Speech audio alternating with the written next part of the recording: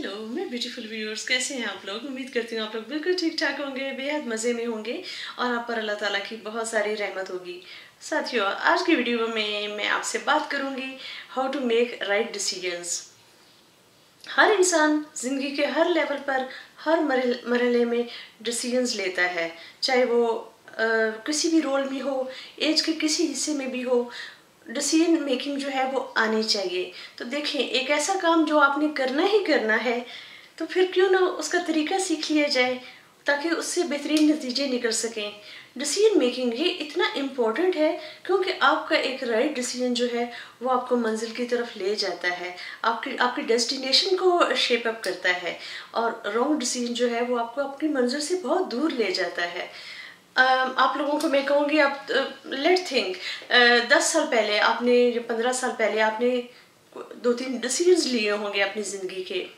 आप देखें, अगर वो डिसीजंस आपने ना लिए होते तो आपका प्रेजेंट जो है वो कितना मुख्तलिफ होता। तो ये तो अब आपको पता है कि वो डिसीजंस आपने सही लिए थे या नहीं लिए थे, लेकिन आप ये अंदाज़ा ज़रूर लगा सकते हैं कि डिसीजन मेकिंग कितना इम्पोर्टेंट है। थोड़ी सी चेंज होने से मुस्तकबिल बदल जाता है। ठीक है, तो डिसीजन मेकिंग के बारे में बात करेंगे कि कैसे आप राइट डिसीजंस ले सकते हैं। तो उसमें सबसे पहले ये आता है कि सबसे पहले आपने देखना है कि डिसीजन की नौइयत क्या है, सिचुएशन क्या है।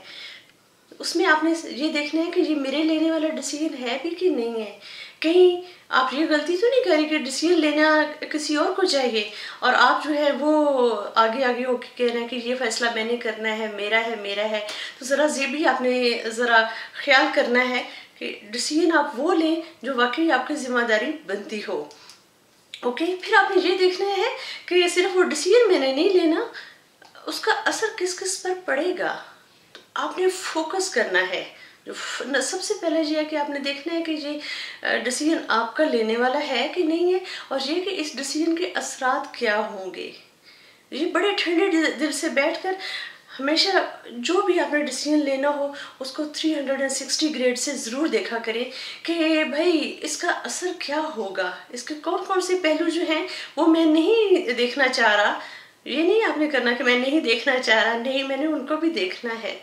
ठीक है, तो आप ये आदत अपना लें फोकस करने की। आपने कौन सा डिसीजन लेना है तो आपको ये चीज़ आपके राइट डिसीजन की तरफ ले जाती है। फिर ये भी है कि जब आपने डिसाइड कर लिया है कि ये डिसीजन मैंने लेना है, फिर आप आते हैं उसके ऑप्शंस की तरफ कि आपके पास ऑप्शंस कौन कौन सी हैं। उन ऑप्शंस में फिर आपने देखना है कि कौन सी ऑप्शंस जो हैं वो आप सिलेक्ट करते हैं। उसका तरीकाकार वो है, उसको रैशनल थेरेपी में भी कहा जाता है, जिसमें आपने बड़ा रैशनल होकर, यानी कि अनबाइस्ड होकर, आपने जो प्लस और माइनस होते हैं किसी चीज़ के, उनका आपने जिसे कहते हैं उनको आपने नापना है, उनका आपने जिसे कहते हैं ना कंपैरिजन करना है। तो अगर प्लस का पलड़ा भारी है तो आपने वो डिसीजन ले लेना है, अगर नेगेटिव का पलड़ा भारी है तो फिर आपने वो डिसीजन नहीं लेना। आपने कहना है कि भाई इसमें बड़े रिस्क आ रहे हैं, this is not a good option. Okay, ये भी हो गया। फिर ये भी है कि आपने एक और भी बात सोचनी है, चाहे जितने भी आप अक्लमंदी से देखें, कई दफ़ा फैसला करते हैं आप बड़ा सोच समझ कर करते हैं, नाप तोल कर करते हैं, लेकिन फैसला कुछ का कुछ हो जाता है, क्योंकि एक ज़ात ऊपर भी तो बैठी हुई है ना, जिसके हाथ में सब कुछ है। तो आपने हमेशा ये भी ज़रूर सोचना है कि अगर मेरा फैसला गलत हो गया फिर क्या हो सकता है, उसके क्या क्या असरात होंगे। ठीक है, कौन से आपने ये फैक्टर्स ध्यान में रखने हैं कि वो कौन से फैक्टर्स हैं जिसकी वजह से मेरा किया हुआ फैसला जो है वो गलत साबित हो सकता है। तो बेहतर है कि आप अपने उन फैक्टर्स से ऑलरेडी जिसे कहते हैं ना वाकिफ़ हों, ताकि वो हैरत का झटका ना लगे। हाँ, अफसोस हो, लेकिन वो अफसोस ऐसा हो कि आपको आने वाले डिसीजन मेकिंग जो है ना उसमें बड़ी हेल्प दे जाए। ओके, फिर ये अगली बात आती है कि आपने रिस्पॉन्सिबिलिटी भी लेनी है। आपने ये नहीं करना कि डिसीजन आप ले रहे हैं और उसकी रिस्पॉन्सिबिलिटी आप नहीं ले रहे। नहीं, जब आपने डिसीजन लेना है उसकी रिस्पॉन्सिबिलिटी भी लें। ये कहें कि हाँ, ये डिसीजन मैंने लिया है, इसकी कामयाबी या नाकामी का जिम्मेदार भी मैं होऊंगा। बहुत सारे लोग दूसरों के मामलात में दखल अंदाजी करते हैं, उनके डिसीजंस लेते हैं जो जैसे शुरू वाला पहला पॉइंट था कि ये आपका लेने वाला डिसीजन है कि नहीं है, तो वहाँ पर उनका लेने वाला डिसीजन नहीं होता, लेकिन वो लेते भी हैं लेकिन जिम्मेदारी कबूल नहीं करते। ये वो लोग होते हैं जो दूसरों के कंधे पे बंदूक रखकर चलाते हैं। ओके, वो आपने नहीं बनना। आपने जब डिसीजन लेना है तो उसकी आपने जिम्मेदारी भी एक्सेप्ट करनी है, चाहे आप मेल है फीमेल है किसी भी रोल में है। जब आपने डिसीजन लेना है तो भाई अगर वो अच्छा होगा तो उसकी जिम्मेदारी भी आप लेनी है, और अगर वो बुरा होगा तो उसकी जिम्मेदारी भी आपने लेनी है। कामयाबी का सेहरा आपने ही बांधना है, लेकिन नाकामियों की जिम्मेदारी भी आपको लेनी आनी चाहिए। ओके, क्योंकि जब आप नाकामी की जिम्मेदारी लेंगे, शर्मिंदगी उठाएंगे नाकामी की, उसके बाद नाकामी का दोबारा होने का चांस बड़ा कम हो जाता है।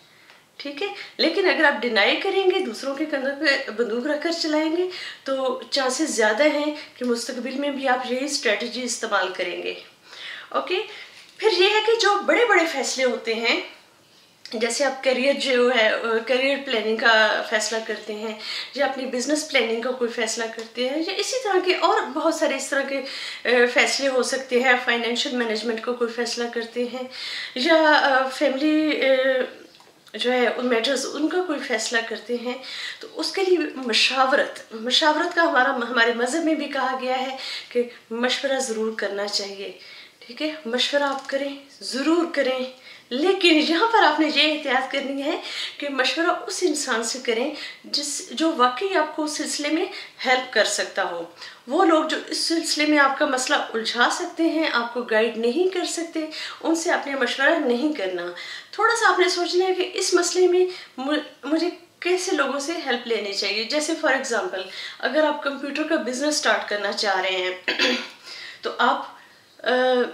आप उससे जाके मशवरा नहीं करेंगे जिसने इस साल कंप्यूटर प्रोग्रामिंग में गोल्ड मेडल लिया है। नहीं, आप जो मार्केटिंग का बंदा है, जो बिजनेस का बंदा है, जो कंप्यूटर के बिजनेस में है, आप उससे जाकर मशवरा करेंगे।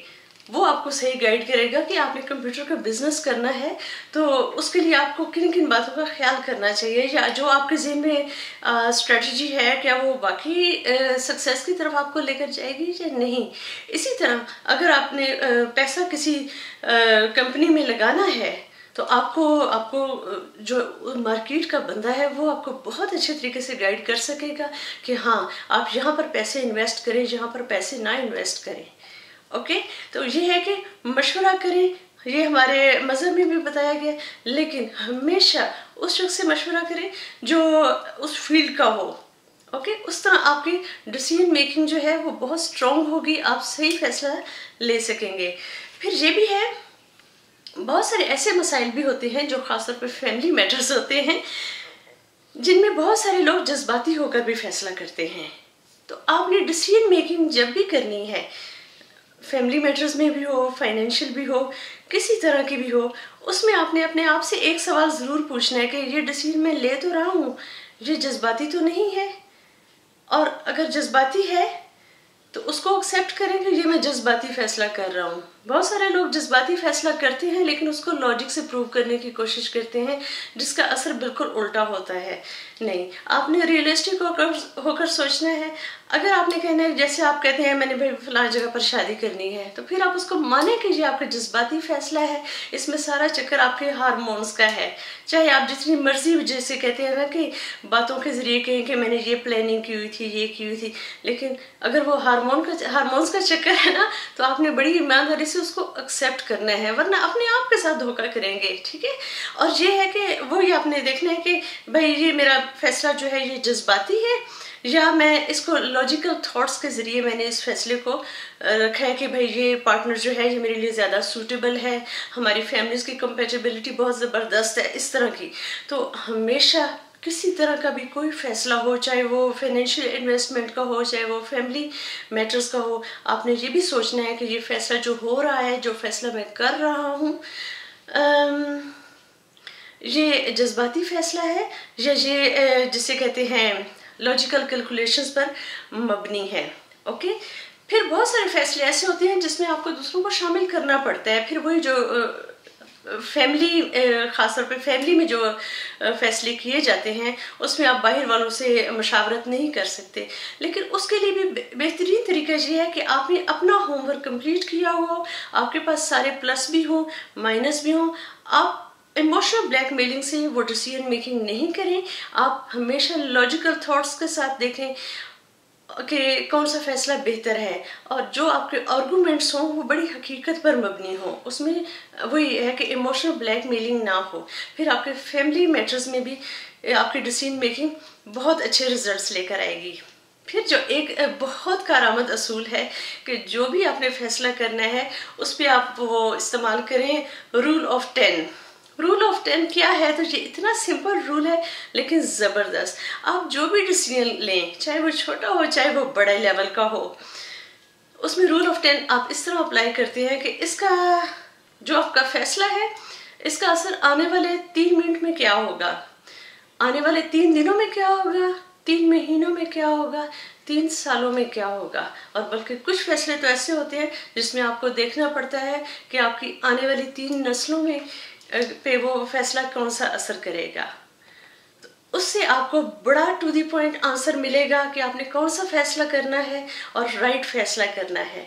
तो उम्मीद करती हूँ कि आज की वीडियो से आपको कुछ अच्छे टिप्स मिले होंगे जिससे आपकी ज़िंदगी आसान हो सकती है, आपको ज़िंदगी जीने का ज़्यादा मज़ा आ सकता है।